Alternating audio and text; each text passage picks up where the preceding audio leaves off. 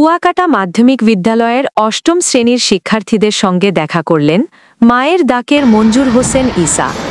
২১ জুলাই সোমবার সকালে পটুয়াখালী জেলার কুয়াকাটা পৌরসভাধীন কুয়াকাটা মাধ্যমিক বিদ্যালয়ে সৌজন্য সাক্ষাৎ করেন মায়ের ডাক সংগঠনের অন্যতম সংগঠক মোহাম্মদ মঞ্জুর হোসেন ঈসা। এই ব্যতিক্রমী সাক্ষাৎটি ছিল বিদ্যালয়ের অষ্টম শ্রেণীর শিক্ষার্থীদের সঙ্গে, যাদের পাঠ্যপুস্তকেই রয়েছে তার নাম, ছবি ও সংগঠনের বর্ণনা।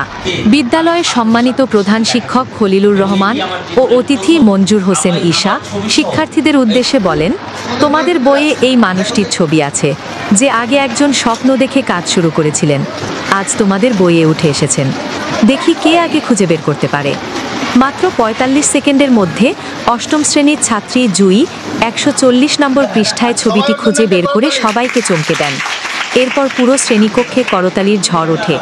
শিক্ষার্থীরা দাঁড়িয়ে করতালি দিয়ে মঞ্জুর হোসেন ঈসাকে শুভেচ্ছা ও অভিনন্দন জানান। উপস্থিত ছিলেন প্রধান শিক্ষক খলিলুর রহমান এবং বিদ্যালয়ের ইংরেজি শিক্ষক ও সহকারী শিক্ষকবৃন্দ, সিনিয়র সাংবাদিক লায়ন সালাম মাহমুদ, সাংবাদিক হাফিজ রহমান সহ স্থানীয় প্রতিনিধি, শিক্ষার্থী ও অভিভাবকগণ। বিদ্যালয়ের প্রধান শিক্ষক বলেন, আমরা গর্বিত, আমাদের বিদ্যালয়ের শিক্ষার্থীদের পাঠ্য বইয়ে এমন একজন সমাজসেবী উঠে এসেছেন এবং নিজেই আজ আমাদের মাঝে এসেছেন। এটি শিক্ষার্থীদের জন্য চিরস্মরণীয় অনুপ্রেরণা হয়ে থাকবে। আমি কুয়াকাটায় যেহেতু এসেছি, কুয়াকাটার অষ্টম শ্রেণীর কোনো একজন স্কুলে গিয়ে আমি ছাত্রছাত্রীদের সাথে দেখা করব, এবং এটি আমার জীবনের প্রথম আমার ছবি সহ এই ক্লাসের শিক্ষার্থীদের সাথে দেখা করা, এবং সেটি সুযোগ হয়েছে তোমাদেরই এই স্কুলের যিনি প্রধান শিক্ষক, তার সাথে গত পরশু দিন আমার একটি অনুষ্ঠানে তিনি কথা বলেছিলেন। তার বক্তব্য আমার ভালো লেগেছিল। আমি তখনই চিন্তা করেছি আমি তার স্কুলে যাব, এবং আজকে সকালে আমি আমাদের প্রখ্যাত সাংবাদিক হাফিজ ভাইকে যখন বললাম, হাফিজ ভাই ফোন করে তার কাছ থেকে সময় নিল, এবং আজকে সেই সময় নিয়ে তোমাদের কাছে আসা। আমি এই বইটিতে যে ছবিটি তোমরা দেখছো, এটি কিন্তু একটি ঐতিহাসিক ছবি।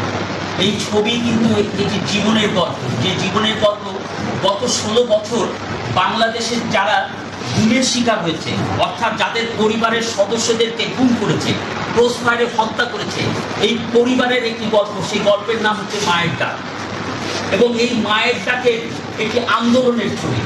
আমি সেই মায়ের ডাকের শুরু থেকেই, মানে এই গল্পের শুরু থেকে, এই ঘটনার শুরু থেকেই এই মায়ের ডাকের কর্মসূচির সাথে, এই ঘটনার সাথে আমি সম্পৃক্ত, এবং এই সম্পৃক্ত হওয়ার কারণেই আজকে পাঠ্যপুস্তকে যখন মায়ের ডাকের এই ঘটনা এসেছে, সেই ঘটনার সাথে আজকে এই ছবিটি প্রকাশ পেয়েছে। তোমরা যারা এখানে উপস্থিত হয়েছে অষ্টম শ্রেণী, তোমরা একদিন অনেক বড় হবে। আমি প্রত্যাশা করি আজকে তোমরাও তোমাদের জীবনে যেখানে অন্যায় থাকবে, যেখানে মিথ্যা থাকবে, যেখানে অসত্য থাকবে, যেখানে দুর্নীতি থাকবে, যেখানে অসততা থাকবে, তার বিরুদ্ধে তোমরা লড়াই করবে। তোমরা ন্যায়ের পক্ষে থাকবে, তোমরা সত্যের পক্ষে থাকবে, তোমরা তোমাদের মা বাবার পক্ষে থাকবে, তোমরা তোমাদের শিক্ষকের পক্ষে থাকবে।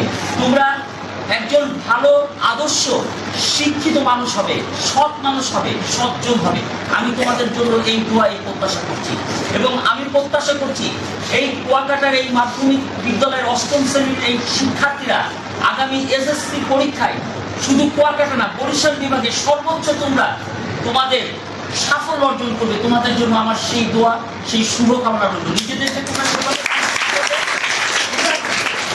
তোমাদেরকে তৈরি করবে, তোমরা আদর্শ মানুষ হিসেবে তোমরা বলতে পারবে, আমরা আমাদের জীবনে আমরা যে বই পড়েছি, সেই পাঠ্যপুস্তকের বইয়ের একজন মানুষ আমাদেরকে একটি কথা বলে গিয়েছিল। তোমাদের জীবনে কিন্তু এটি একটি ইতিহাসের একটি অংশ হয়ে গেল, কারণ ইতিহাস প্রতিদিন ঘটে না। আজকে পর্যন্ত কোনো অষ্টম শ্রেণীর কোনো শিক্ষার্থীতে মায়ের ডাকের কেউ যায়নি। এটি কিন্তু মায়ের ডাকের এক সংগঠনের পক্ষ থেকে প্রথম আমি এসেছি। আমাদের সাথে আর অনেকে আছে, কিন্তু কেউ কিন্তু কোনো স্কুলে দিয়ে এই ধরনের কোনো জায়গায় উপস্থিত হয়ে কথা বলেনি। সেই সুযোগটাও আল্লাহ পাক আমাকে দিয়েছে, এই জন্য আল্লাহর শুকরিয়া আদায় করছি।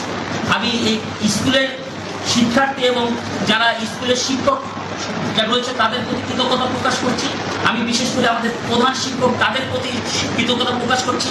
আজকে কুয়াকাটা যাদের জন্য এসেছি, আমাদের লায়ন সালাম মাহমুদ একজন প্রখ্যাত সাংবাদিক এবং একজন জনপ্রিয় মিডিয়া ব্যক্তিত্ব, তার প্রতি কৃতজ্ঞতা প্রকাশ করছি।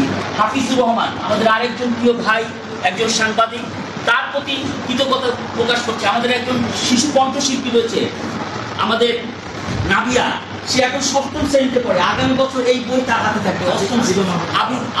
আজিবা মাহবুব নাবা, আমি কালকে আজকে ধন্যবাদ জানাচ্ছি। এবার সে 7ম শ্রেণীতে, আগামী বছর এই বইটিও সে করবে। আমি সেই জন্য বলেছি যে যেহেতু তুমি আগামীতে 8ম শ্রেণীতে থাকবা, 8ম শ্রেণীর ইতিহাস তুমিও একটি সাক্ষী হয়ে থাকো। আজকে তার মা এখানে এসেছে, নিজে বসে আছে। আমি পরিশেষে একটি কথাই বলবো, আগে আমরা যেন মানুষ হই, তাহলেই আমাদের জীবন ভালো থাকবে। আমরা ভালো ডাক্তার হলাম, ভালো ইঞ্জিনিয়ার হলাম, ভালো ক্রিকেটার হলাম, কিন্তু মানুষ হলাম না, তাহলে আমাদের কোনো লাভ নেই। আমরা যদি সত্যিকার মানুষ হতে পারি, তাহলে আজকের এই অর্জন আমাদের জীবনকে অনেক দূর নিয়ে যাবে। আমরা ভবিষ্যতে অনেক বেশি ভালো কাজ করতে পারবো। আমি তোমাদের কাছে একটি কথা বলে শেষ করবো।